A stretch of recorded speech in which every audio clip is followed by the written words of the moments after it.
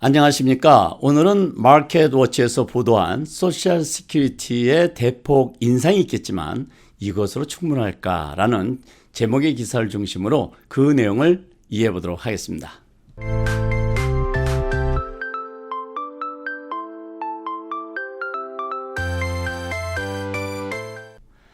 아시다시피 사회보장연금, 즉 소셜 시큐리티는 매년 생활비 인상에 따른 조정이 있습니다.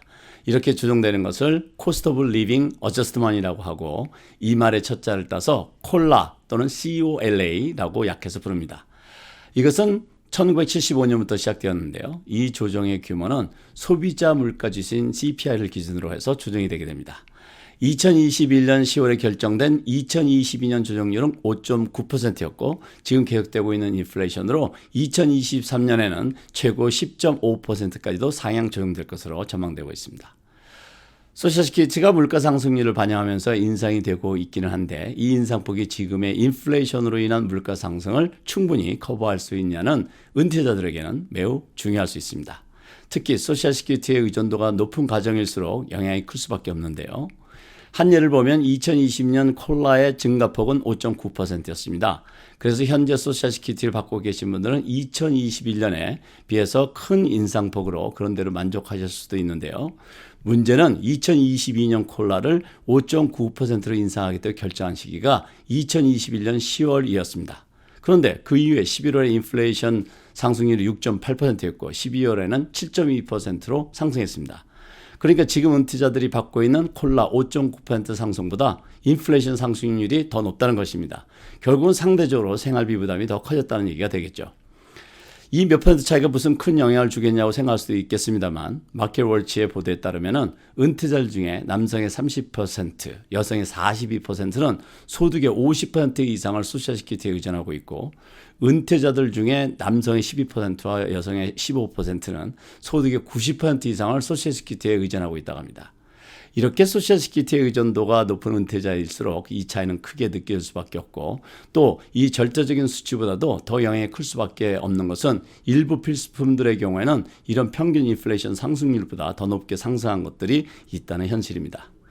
어쨌든 물가 상승에 따른 소셜시큐리티의 조정은 은퇴자들에게 매우 중요한 이슈입니다. 그런데 높은 인플레이션을 반영해서 콜라를 조정했는데 인플레이션이 발생하지 않거나 그 폭이 줄어든다면 소셜시큐리티를 받으시는 분들은 반대로 그만큼 혜택을 볼 수도 있겠죠.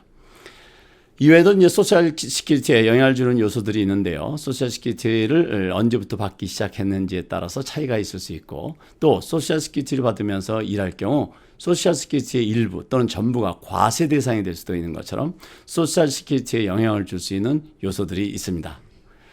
베이비부머 세대들이 줄지어 은퇴 나이에 접어들면서 소셜시큐리티를 받게 될 은퇴자들의 수는 점점 늘어나고 있고 평균 수명도 길어지고 있습니다.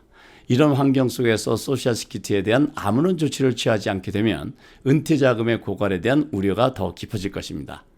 이런 우려에 대해서 마켓워치 컬럼니스트는 다음과 같은 아이디어를 제시했습니다. 첫 번째는 현재 풀 리타이먼트 에이지가 67세로 되어 있는데 이 나이는 기대 수명이 74.6세였던 1983년에 정한 것인데 지금 기대 수명은 79세이므로 태어난 해에 따라서 한 달씩 완전 은퇴를 늦추자는 것입니다. 두 번째는 소셜시큐리티를 받을 수 있는 최소 연령 나이가 62세인데 이 나이를 태어난 해에 따라서 한 달씩 늦추자는 것입니다. 세 번째는 현행 세법은 14만 7천 달러까지만 사회보장세를 납부하고 있습니다. 그러니까 이 상한선 이상의 소득자들은 14만 7천 달러가 넘는 소득에 대해서는 소셜 시큐리티 텍스를 납부하지 않고 있습니다.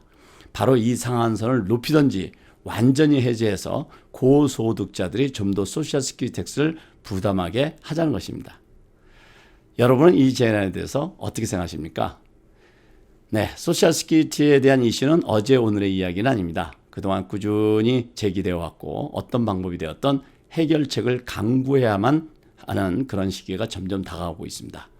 오늘은 미국의 주요 경제 뉴스와 분석 기사를 전문적으로 보도하는 마켓워치에서 보도된 내용을 기초로 해서 인플레이션으로 인한 소셜시큐리티 영향을 이해해 보았습니다. 오늘은 여기까지입니다. 감사합니다. 요즘에 재정관리 어떻게 잘하고 계십니까? 아하, 여기저기 막 흩어져 있는 내 돈들 누가 딱 보기 쉽게 정리해 주면 좋겠는데 쉽지 않으시죠? 그렇죠? 실시간으로 싹 정리해 주는 아주 똑똑한 재정관리 비서 비시파이 한번 이용해 보시면 어떠실까요? 아주 간단합니다.